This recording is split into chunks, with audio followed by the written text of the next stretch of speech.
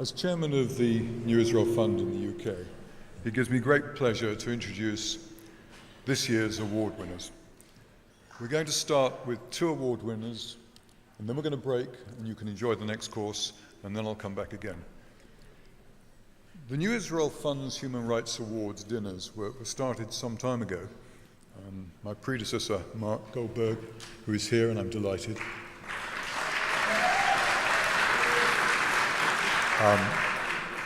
started the awards dinners, and they have 2 very simple objectives.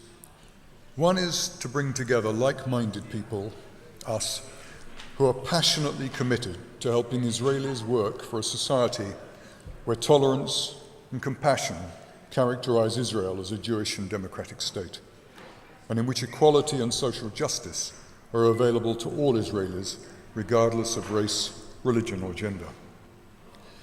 An aspiration, as you will recognize, taken directly from the Declaration of Independence. It is for us to pick up the burden to help our grantees in Israel lift civil society above the tides, particularly the current tides, of intolerance and hatred. The second objective is to focus New Israel Fund's annual efforts and allow us to enjoy an evening sharing a celebration of those Israelis who are delivering our aspirations day after day, and often against extreme pressure, whose sweat and toil pass without thanks in a society constantly looking for the fryer. And I don't mean the small chicken, but the person who is stupid enough to do the things for nothing, but for the good of others. Tonight we're here to applaud the work of 3 winners, activists who are exceptional in themselves and the work they do, but who also represent a whole group of Israelis, those who keep the true flag of Israel flying against constant headwinds of reactionary intolerance. It gives me great pleasure to introduce the first of our award winners.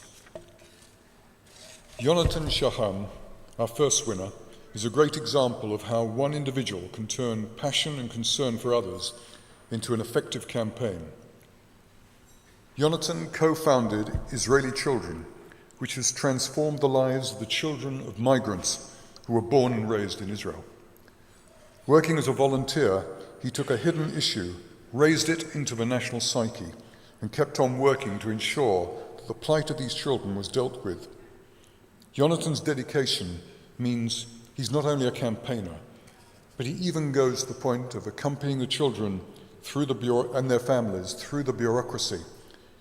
And he's been proud to keep on his work through both the early days in which we, as New Israel Fund, provided the funding, to now where it is a very important part of Israeli society. We're going to show you a short film, and then I'm going to ask Martin Halban to come up with Yonatan to give him his award.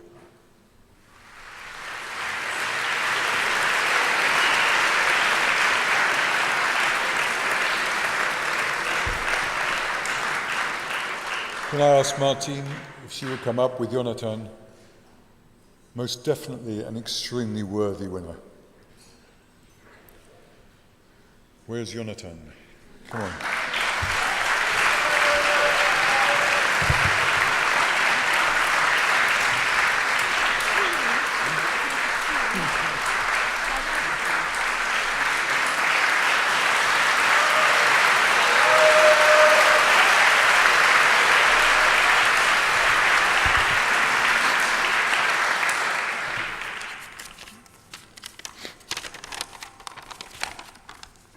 Good evening. I'm very thrilled to be here this evening with you, the friends of the New Israel Fund, along with Mrs. Shaktiel and Dr. Beaton. I wish to thank you for honoring us and inviting us here to lovely London. On the summer of 2009, when in my second year at Tel Aviv University, I became aware of the grim reality of migrant workers' families in Israel due to the unjust policy towards them. This prompted me to join their struggle in what soon became Israeli Children. Israeli Children's campaign touched upon a fundamental nerve in our social existence. What do we owe to each other? What responsibility do we have towards people from outside our own national or social group? Does charity begin at home, or should we help the most needy first? For me, two imperatives led the way. As a philosophy student, I bore in mind the words of Immanuel Kant: act in such a way that you treat humanity, whether in your own person or in the person of any other, never merely as means to an end, but always at the same time as an end. As Israeli, I remembered Exodus 22:21, you shall not wrong a stranger or oppress him, for you were strangers in the land of Egypt. Looking back, I can confidently say that although there is much more to achieve, our struggle has been a success. This success could not have been possible had it not for two groups. The first is human rights organizations and activists. From the very start, these organizations consulted us and represented a lot of families in legal procedures. Without the help of the Association for Civil Rights in Israel, the hotline for migrants and refugees, and Physicians for Human Rights, as well as the ongoing generous support of the New Israel Fund, not a single migrant child could grow up in Israel protected from deportation.